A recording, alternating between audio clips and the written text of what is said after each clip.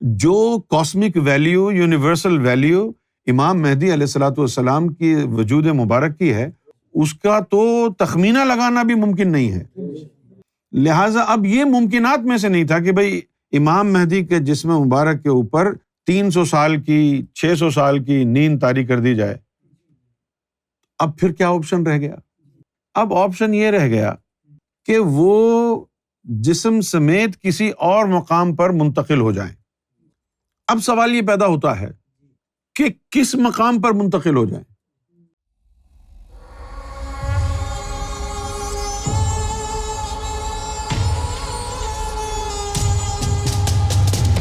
آج 27 نومبر ہے اور 21 سال پہلے آج کے دن واقعہ غیبت رونما ہوا تھا۔ جب پیچھے مڑ کے دیکھتے ہیں تو بہت کچھ سمجھ میں آتا ہے کیا ہوا، اور پھر آج 21 سال کے بعد جہاں ہم کھڑے ہیں، یہ ایک بہت بڑا امتحان ہوا۔ اس کو سمجھنے کے لیے صرف ایمان کافی نہیں تھا، صرف ایمان کے بلبوتے پر اس کو سمجھا نہیں جا سکتا۔ اس کو سمجھنے کے لیے ہمیں تاریخ سے مدد ضروری تھی، اس کو سمجھنے کے لیے ہمیں قرآن کی مدد کی ضرورت تھی، اور ان تمام کے بعد اس کو سمجھنے کے لیے ہمیں ایک صحیح ذہن کی ضرورت تھی، کیونکہ میں نے دیکھا کہ ذہن کا صحیح ہونا اور کام کرنا ذہن کا، یہ بڑا ضروری ہوتا ہے۔ اور جو بہت زیادہ سوچ بچار کا کام کرتے ہیں، بہت زیادہ سوچنے سے انسان کا ذہن ختم ہو جاتا ہے، اس کی جو سمت ہے، اس کا جو کمپس ہے وہ ٹوٹ جاتا ہے۔ ان لوگوں میں جو ہمارے حلقے میں انجمن سرفروشان اسلام کی تعلیمی بیک گراؤنڈ رکھتے تھے، تو وہ غفور علوی صاحب تھے۔ انہوں نے تحقیق کر کے ایک کتاب بھی لکھی، حقیقت مہدی۔ انہوں نے ایک نقطہ نظر بھی پیش کیا کہ سرکار امام مہدی دوبارہ کیسے آئیں گے، لیکن جس طریقے سے غفور بھائی نے پیش کیا وہ غلط تھا۔ غلط اس لیے تھا کہ اس میں غفور بھائی نے قرآن مجید کی مدد سے یہ ثابت کرنے کی کوشش کی تھی کہ مرنے کے بعد دوبارہ زندہ کیسے ہوا جاتا ہے۔ پھر اس میں حوالے دیے کہ اللہ دوبارہ زندہ کرے گا۔ یہ سب غلط تھا، یہ غلط اپروچ تھی، ان کی اپنی طرف سے مخلصانہ کوشش تھی، لیکن باقی سب تو اس سے بھی عاری تھے۔ لیکن یہ ٹیکنیکل مسائل ہیں، مر کے زندہ ہونا یہ ایک ٹیکنیکل مسئلہ ہے، اس کے کچھ ضوابط ہیں، نظم ہے۔ اللہ کا قانون نہیں ہے کہ اگر کسی کی کاغذی موت ہو جائے تو اس کو دوبارہ دنیا میں بھیجا جائے، یہ اللہ کا قانون نہیں ہے۔ رہ گئی بات طاقت کی، تو اللہ تو ہر چیز پر قادر ہے، لیکن ہم کس بنیاد پر اللہ کی طاقت کو دیکھتے ہوئے یہ اخذ کر لیں کہ وہ ایسا کرے گا؟ اللہ اگر کہے گا کہ میں ایسا کروں گا تب تو کوئی مسئلہ نہیں ہے کہ اس نے کہہ دیا ہے، لیکن جب اس نے کہا نہیں ہے اور ہم یہ امید لگا کے بیٹھ جائیں کہ اللہ ایسا کرے گا کیونکہ وہ ہر چیز کر سکتا ہے، تو یہ ایک دیوانے کا خواب ہے۔ جو قرآن مجید میں اشارے تھے، تعلیم تھی کہ کسی ہستی کو دنیا میں دوبارہ آنا ہو تو کیسے آئے گا، اس طرف ذہن گیا نہیں غفور بھائی کا۔ وہ مثال تھی حضرت عیسیٰ علیہ الصلوۃ والسلام کی کہ اللہ تعالیٰ نے کس طریقے سے ان کو اوپر اٹھایا۔ صاف صاف قرآن نے لکھا، وما قتلوہ وما صلبوہ بل رفع اللہ الیہ، کہ نہ ان کو قتل کیا گیا، نہ ان کو مصلوب کیا گیا، رفع اللہ الیہ، اللہ نے اوپر ان کو اپنی جانب اٹھا لیا۔ پھر یہ تھا کہ یہ کیسے ثابت ہو کہ جسم سمیت گئے ہیں، تو قرآن مجید نے وہ نام لکھا ہے کہ عیسیٰ ابن مریم رسول اللہ۔ اگر روح ہوتی تو ابن مریم نہ ہوتے۔ یہ وہ چیز ہے جہاں سے قادیانیوں کا بھی پتہ صاف ہو جاتا ہے۔ وہ جو کہتے ہیں نا کہ بھئی ہاں ان کو وہ مر گئے، معاذ اللہ انتقال ہو گیا، انتقال ہو گیا، پھر اللہ نے ان کو اٹھایا ہے۔ تو انتقال کے بعد روح اوپر جاتی ہے، جسم کہاں جاتا ہے؟ ایک مقام پر میں نے سرکار کی گفتگو سنی، سرکار ذکر فرما رہے تھے کہ عیسیٰ علیہ السلام دوبارہ دنیا میں آئیں گے۔ تو سرکار گفتگو کے دوران ایک دفعہ موسیٰ کا نام بھی نکل گیا زبان مبارک سے۔ تو شاید ندیم بھائی نے یہ پوچھا کہ سرکار آپ نے موسیٰ کا بھی ذکر فرمایا کہ موسیٰ نے بھی آنا ہے۔ تو اس کے جواب میں سرکار نے فرمایا کہ ان کی کاغذی موت واقع ہو گئی ہے، ورنہ ہم ان کو بھی لے آتے۔ اچھا، اب یہ جو نقطہ ہے غیبت میں جانے کا، امام مہدی علیہ الصلوۃ والسلام کا غیبت میں جانا، جن احادیث میں غیبت کا ذکر حضور نے فرمایا ہے، ان احادیث کو کوئی سنی نہیں مانتا۔ تو وہ احادیث ہمارے جو شیعہ بھائی ہیں ان کے ہاں، ان کی کتب میں وہ احادیث ملتی ہیں، سنیوں کے ہاں نہیں ملتی۔ اب یہ جو غیبت کا جو معاملہ ہے، اس کو سمجھنا اتنا مشکل کام نہیں ہے، بڑا آسان کام ہے، لیکن کوئی سمجھانے والا ایسا ہو کہ جو قرآن کے ظاہر اور باطن سے واقف ہو، امام مہدی علیہ الصلوۃ والسلام کا صحبت یافتہ ہو، باطنی علوم سے اور خصوصی طور پر اللہ تعالیٰ کے جو امور تکوین ہیں ان سے باخبر ہو۔ امور تکوین کہتے ہیں اس دنیا کو، زندگی اور موت کو چلانے کا نظام، وہ ہے امور تکوین۔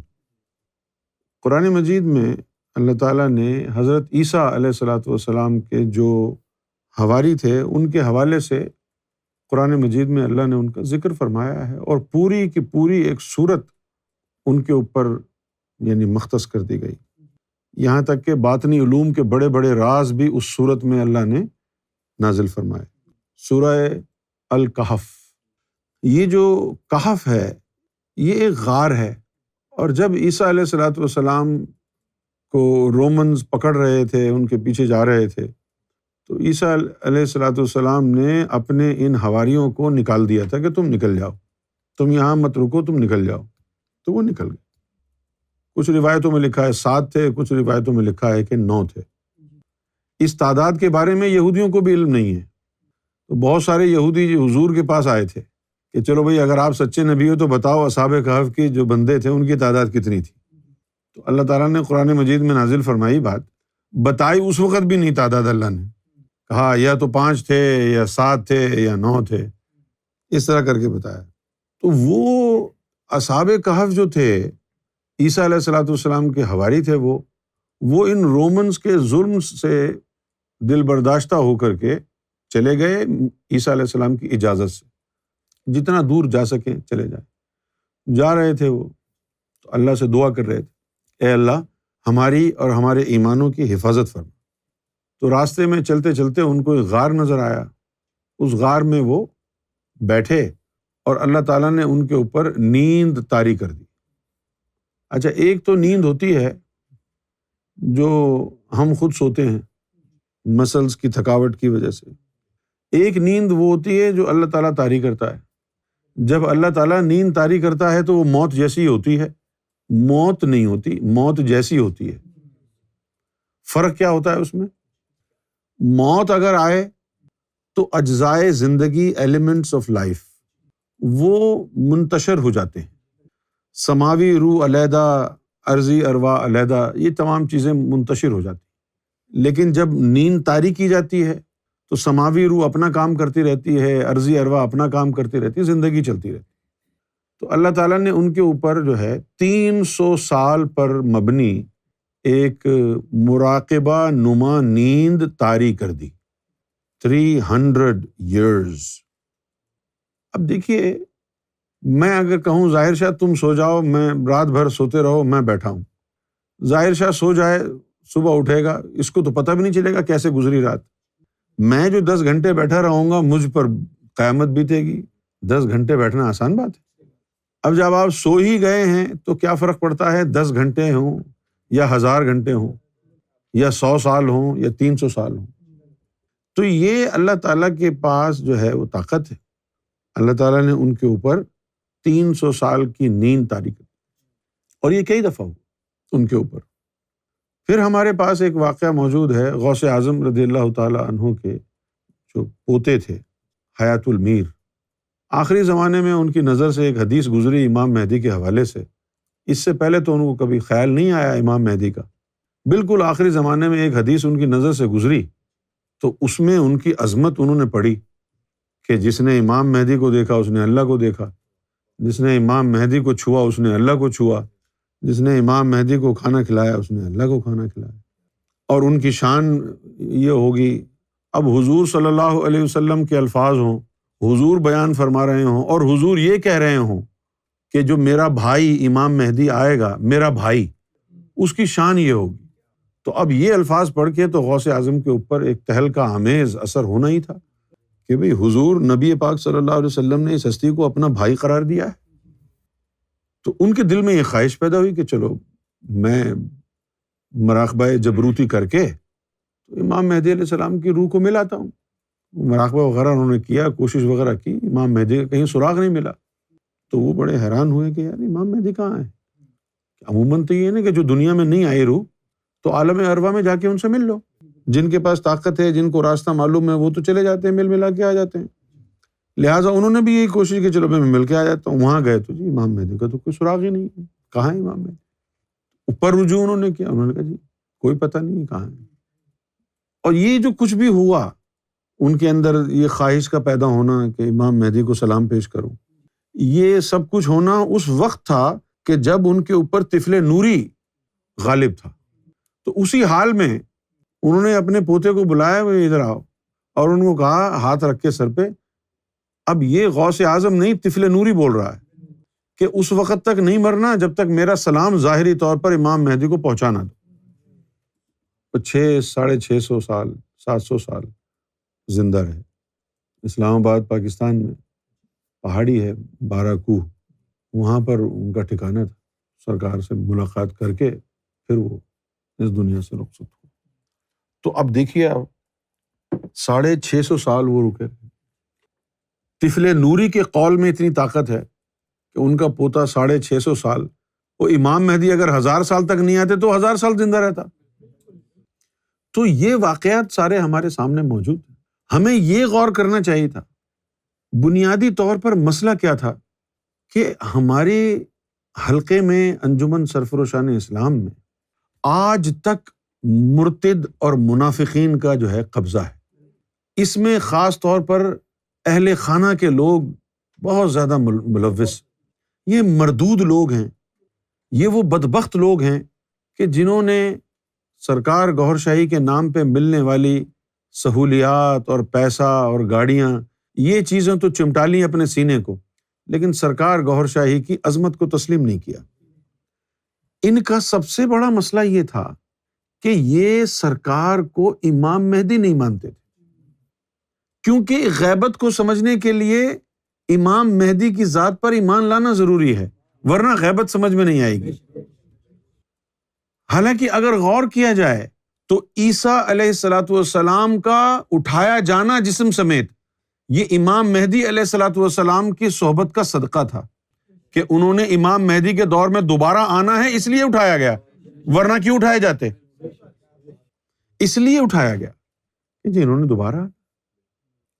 پھر سرکار گوھر شاہی نے اپنی کتاب دین الہی میں یہ بھی لکھا کہ ہمارے جو جثے ہوتے ہیں وہ آپ کے جسم سے نکل کے کسی دوسرے کے جسم میں بھی جا سکتے ہیں، یہاں تک کہ لطائف بھی جا سکتے ہیں۔ روحانی تعلیم میں تو یہ چیزیں کام آتی ہیں تعلیم کے لیے۔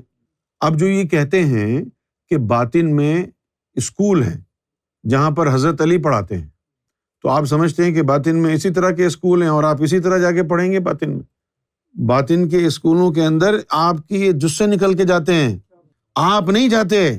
اور وہ جو کہتے ہیں کہ درویش کی نماز عرش مولا پہ ہوتی ہے، وہ یہ جسم نہیں جاتا ہے درویش کا، اس کے اندر کی چیزیں جاتی ہیں نا اوپر۔ جب تو ادھر ہی بیٹھا ہوا ہے، وہ تیرے اندر کی چیزیں نکل کے جو عرش پہ گئی ہیں، وہی چیزیں باطنی اسکولوں میں بھی تو جائیں گی نا۔ جس طرح سلطان الفقراء ہونے کے لیے ضروری ہے کہ اول یا آخر محمد رسول اللہ کے ہاتھ پر براہ راست بیعت کی ہوئی ہو، جب تک حضور صلی اللہ علیہ وسلم کے ہاتھ پر بیعت نہیں ہوگی تو نطفہ نور طفل نوری کا تیرے قلب میں داخل نہیں ہو سکتا نا۔ طفل نوری کا جو نطفہ نور ہے وہ نبی پاک صلی اللہ علیہ وسلم کے سینہ اطہر سے نکلتا ہے۔ اب یہ جو باطن میں اسکول ہیں، یہ اندر کی چیزیں نکل کے جاتی ہیں، کوئی جثے نکل کے جاتے ہیں، دوسرا سینے کی کوئی مخلوق۔ اب جس طرح وہ تھا نا امیر خسرو کو کیا ہوا، نظام الدین اولیاء امیر خسرو کو چاہتے تھے، اور اللہ تعالیٰ ان کا جو دوسرا مرید تھا چراغ الدین دہلوی، اللہ تعالیٰ ان پہ مہربان تھا۔ تو جب خرقہ دینے کی بات آئی، لمحہ آیا، تو اللہ تعالیٰ کی طرف سے حکم ہوا کہ اے نظام الدین تم اپنا خرقہ چراغ الدین دہلوی کو دے دو، خلافت ان کو دے دو، اور امیر خسرو منہ دیکھتے رہ گئے۔ تو اس وقت پھر نظام الدین اولیاء نے کہا کہ امیر خسرو میں اپنی آدھی ولایت تجھے دیتا ہوں۔ اب یہ تو وہ لفظ ہے نا جو آپ لوگوں کی سمجھ میں نہیں آ سکتے، آپ لوگوں کے پاس تعلیم نہیں ہے نا۔ تو آدھی ولایت دینے کا کیا مطلب ہوا بھئی؟ اگر ان کے قلب کے اوپر تجلی پڑی ہے تو آدھی ولایت دینے کا مطلب یہ ہے کہ قلب کا ایک جثہ نکال کے اس کے سینے میں ڈال دیں گے، بس ولایت اس کو ملتی ہے نا۔ ولایت کوئی گاجر کا حلوہ کا ڈبہ تھوڑی ہے جو آدھا بانٹ کے دے دیا۔ پھر اگر مرشد نے اپنا عشق بھی عطا کرنا ہو اور ڈیوٹی پر بھی بٹھانا ہو تو یہ بھی ہو سکتا ہے کہ وہ مرشد پورے سینے کی اپنی کوئی مخلوق ہی نکال کے ڈال دے، کوئی لطیفہ ہی نکال کے تیرے سینے میں ڈال دے۔ اب مجھے ایک بات بتائیں کہ اگر امام مہدی علیہ الصلوۃ والسلام نے کسی بندے کو بٹھایا کہ تم ڈیوٹی پہ بیٹھو، اور اس کے قلب میں اپنے قلب کا ایک جثہ رکھ دیا، تو وہ جو ذکر کرنے کی طاقت ہے اس جثے کے اندر بھی ہوگی نا، جو جثہ اس بندے کو عطا کیا ہے۔ تو اگر کسی کا ذکر چلانا ہوا تو اس کو کسی کے پاس جانے کی ضرورت ہے؟ اس کو اللہ سے دعا کرنے کی ضرورت ہے؟ نمازیں پڑھوانے کی ضرورت ہے؟ کوٹری جا کے ان سے اجازت لینے کی ضرورت ہے؟ وہ طاقت دلوں کو منور کرنے کی، وہ طاقت اور وہ اذن جو عرش الہی کا ہے، وہ تو اس جثے کے ساتھ اس کے سینے میں آ گیا نا۔ اب تو وہ جس کا چاہے چلا دے کیونکہ اذن آ گیا نا۔ تو یہ جثے اور یہ باطنی جو مخلوق ہے، یہ دونوں چیزیں ایک جسم سے دوسرے جسم میں بھی جا سکتی ہیں، لیکن دین الہی میں ایک قانون سرکار نے یہ لکھا کہ وہ جو لطیفہ روح ہے، خاص روح انسانی جو ہے، وہ ایک ہی جسم کے لیے مخصوص ہے، وہ دوسرے جسم میں جا نہیں سکتی۔ اگر کاغذی موت کسی کی واقع ہو جائے تو پھر اس روح کے اوپر یہ قانون لاگو ہوتا ہے، کیا کہ بھئی جانے کو تو کوئی مسئلہ نہیں ہے، لیکن اسی جسم میں جانا پڑے گا، دوسرے جسم میں نہیں جا سکتے۔ اچھا اب کیا ہوا کہ بندہ مر گیا، روح اس کے اوپر چلی گئی، اب آپ آ کے بیٹھیں دعا کریں اللہ سے، اے اللہ اسے دوبارہ بھیج، ولیوں کے پاس جائیں، اس کو بلاؤ، نہیں کر سکتے۔ اب اللہ تو ہر چیز پر قادر ہے نا، اس کے باوجود اللہ اپنے بنائے ہوئے قانون کے خلاف کیسے جائے گا؟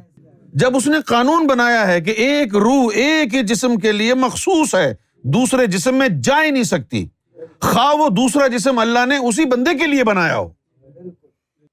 اور ان جاہلوں نے، گواروں نے میری کاٹ کرنے کے لیے لوگوں کو یہ کہہ دیا کہ وہ نیا بچہ کوئی پیدا ہوگا، اس کے اندر پھر امام مہدی آئیں گے۔ کیا جہالت کی باتیں کی، لوگوں کو گمراہ کیا، اور پھر کہتے ہیں کہ ہم کو کافر کہتا ہے، منافق کہتا ہے، ہماری مخالفت کرتا ہے۔ یہ جہالت ہے، یہ قرآن کی خلاف ورزی ہے، یہ اللہ کے قانون کی خلاف ورزی ہے۔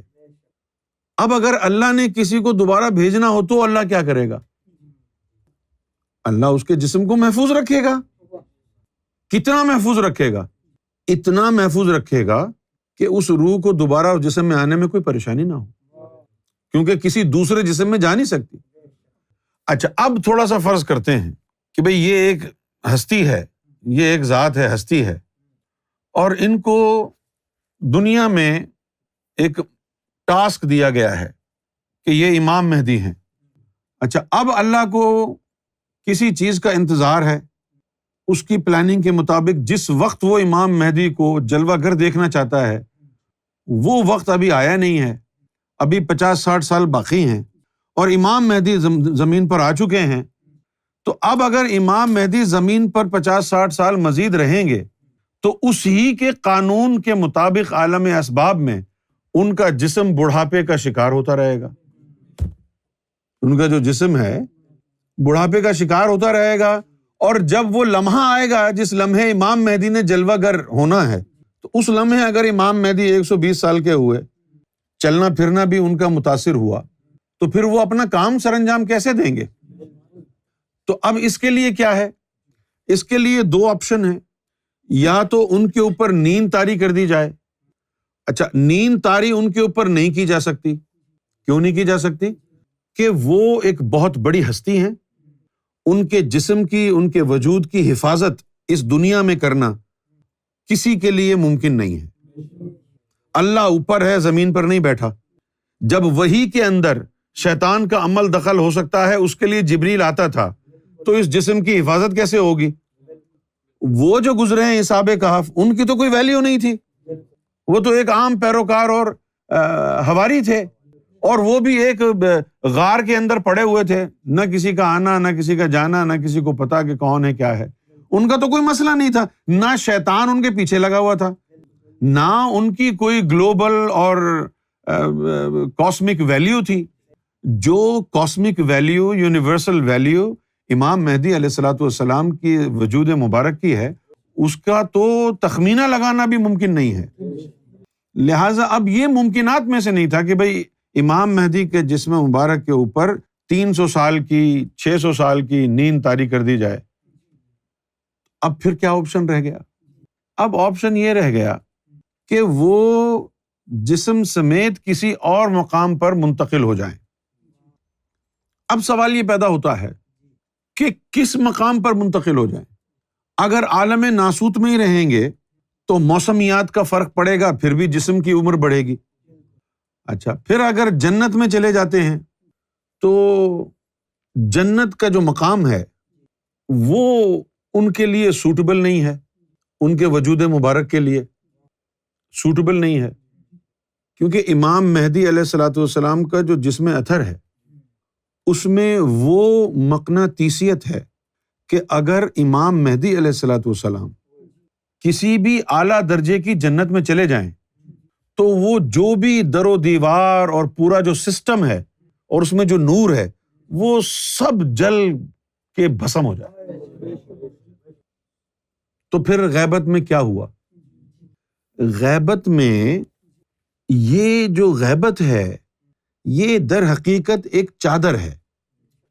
غیبت میں ہوا کیا ہے؟ غیبت وہ نہیں ہے جو ہوتی ہے، بلکہ جو کچھ ہوا ہے اس کو غیبت کا نام دیا گیا ہے۔ جو کچھ ہوا ہے اس کو غیبت کا نام دیا گیا ہے۔ ہوا کیا ہے؟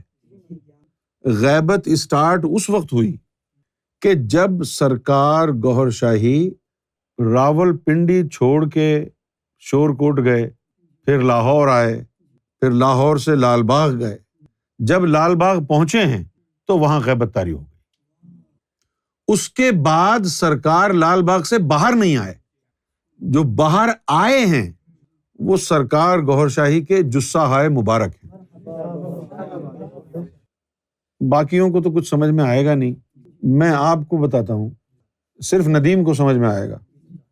اگر وہ سرکار کا جسم مبارک ہوتا جس سے ہم ملتے رہے تو کیا 9 محرم الحرام کا واقعہ پیش آتا؟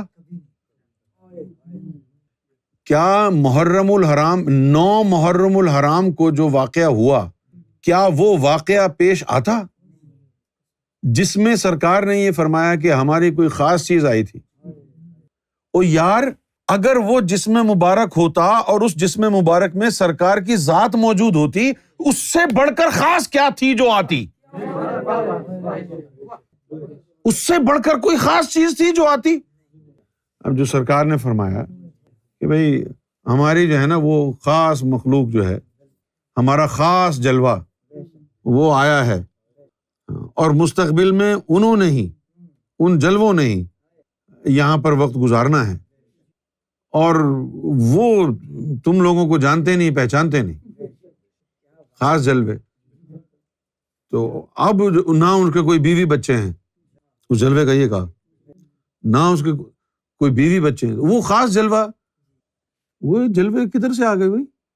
اگر وہاں ذات موجود تھی تو اس ذات سے بڑھ کر کون سا خاص جلوہ تھا جو ملنے آیا تھا؟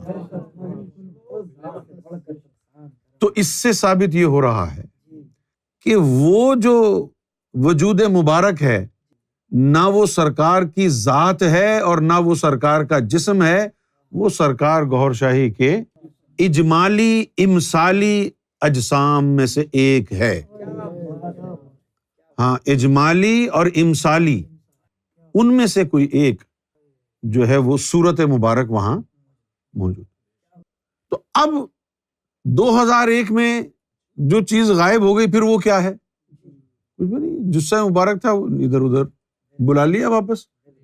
ذات تو پہلے بھی آپ کے سامنے نہیں تھی، ہاں، ذات تو پہلے بھی نہیں تھی۔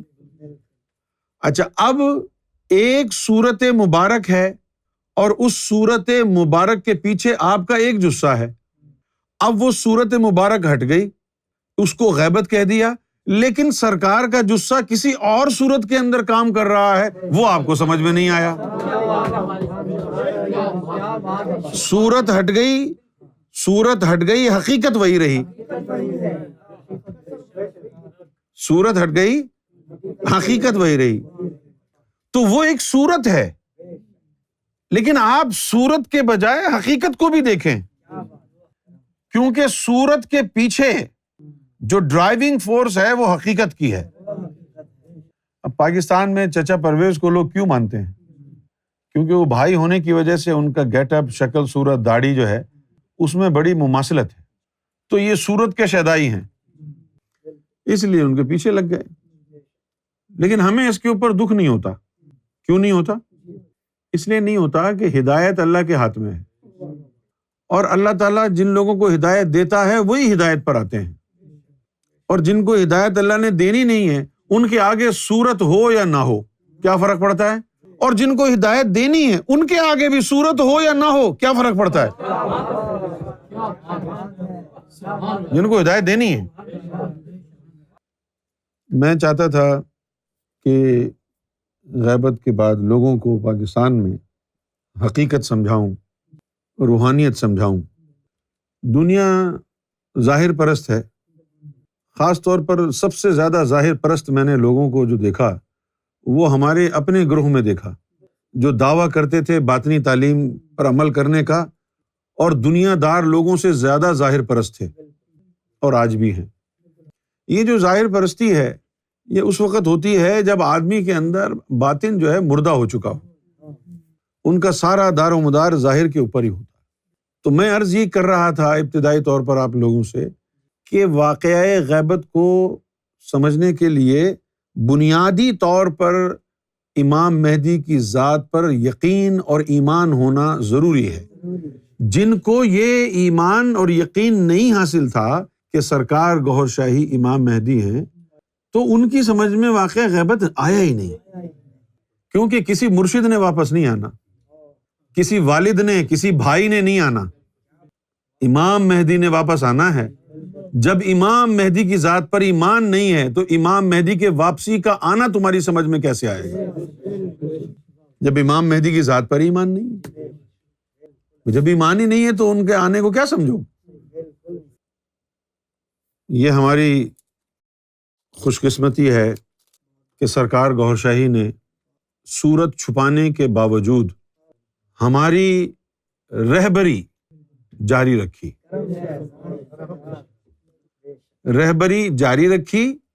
اور فیض کا کوٹا بھی بڑھا چڑھا کے دیا، تاکہ وہ جو صورت کو مس کر رہے ہیں اس کا بھی ازالہ ہو جائے۔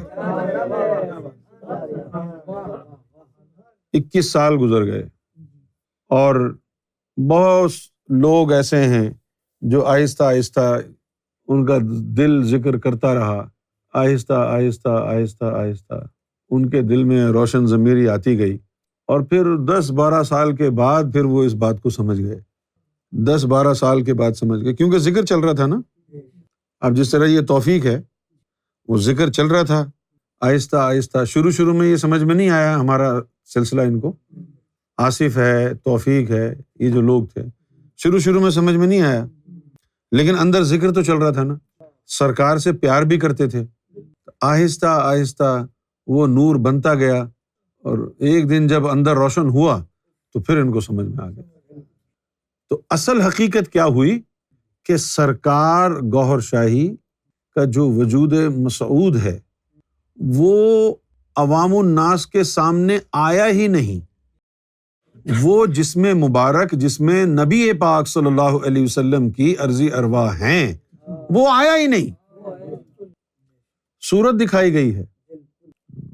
اس وجود مبارک کے جو ہے نا، اس کا تو پروٹوکول ہے، شان ہے.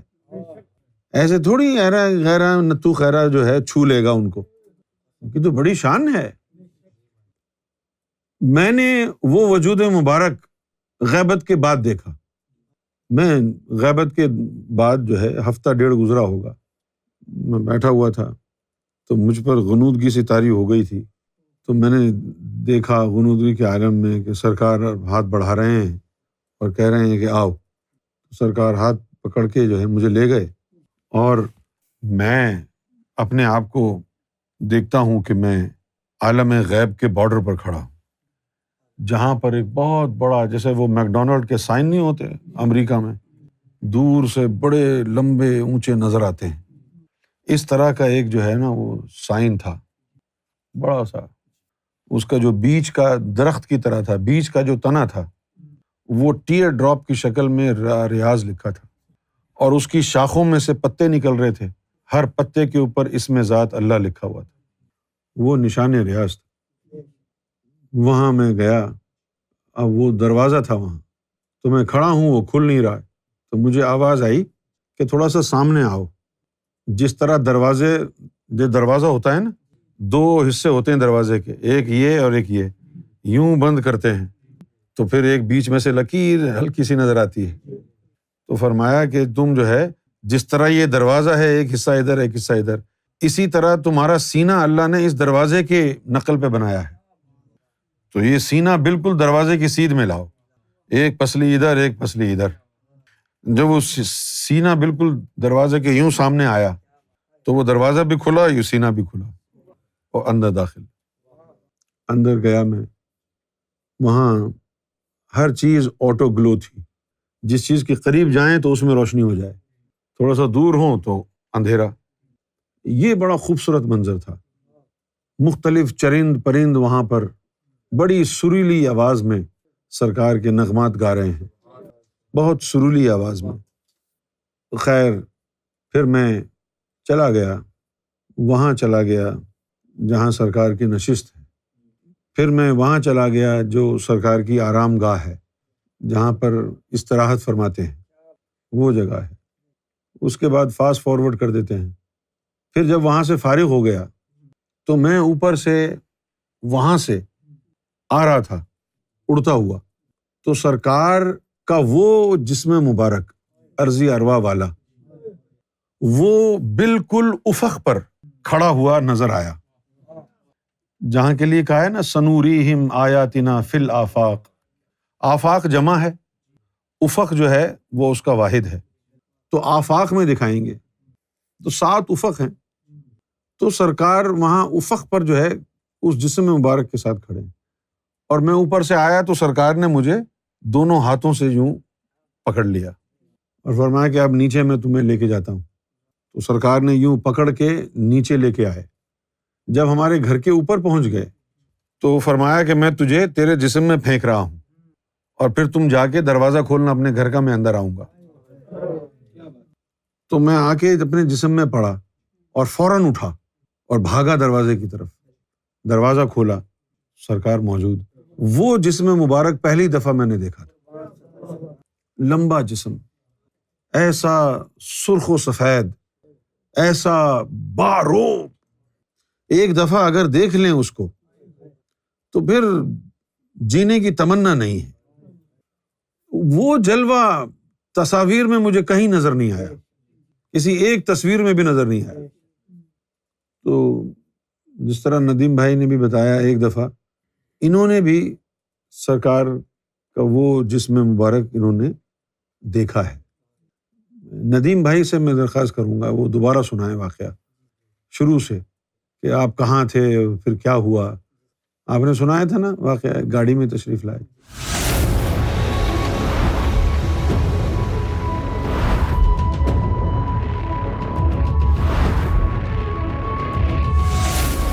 Amra TV, the place to connect with God.